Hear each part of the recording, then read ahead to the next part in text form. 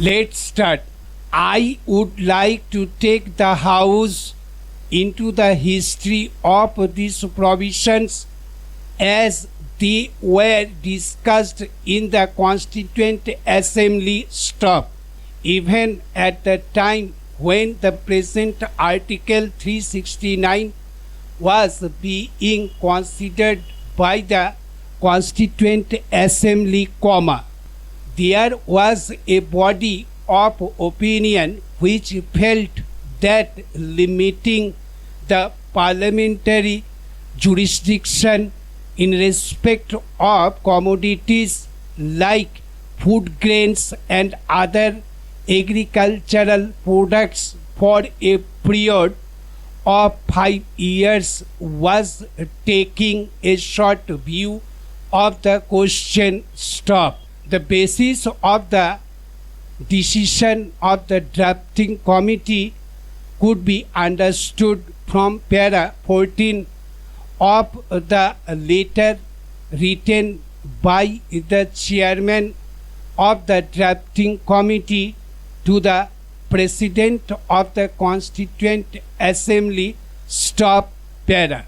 I am making reference to this letter of the chairman in order to point out that the recommendation of the chairman of the drafting committee to the president of the Constituent Assembly was based on a previous enactment, namely, the provisions of the India (Central Government and Legislature) Act of 1946, which gave life in regard to the power exercised by the central legislature over those matters for a further period when the war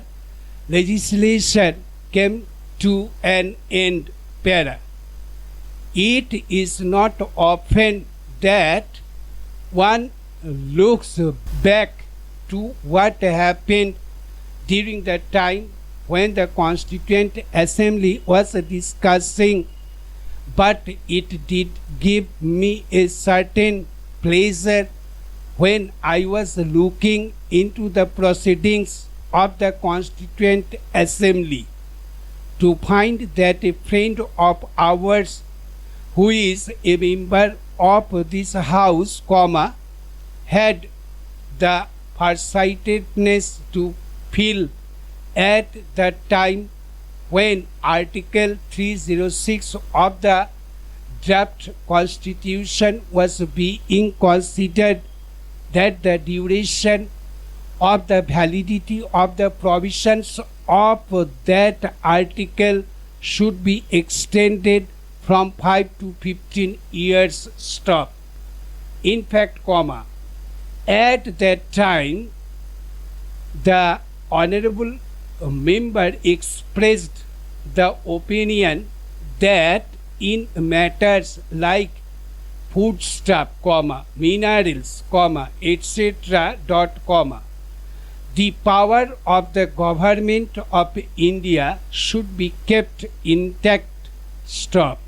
Anyway, the Constituent Assembly did not accept the suggestion made by him.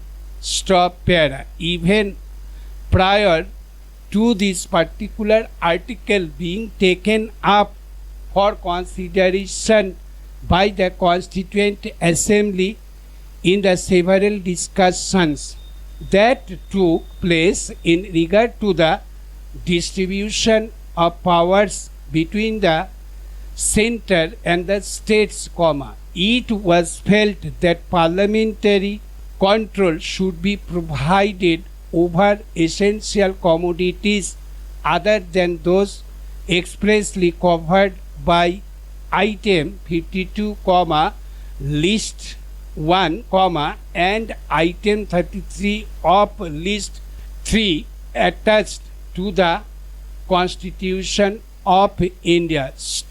Thank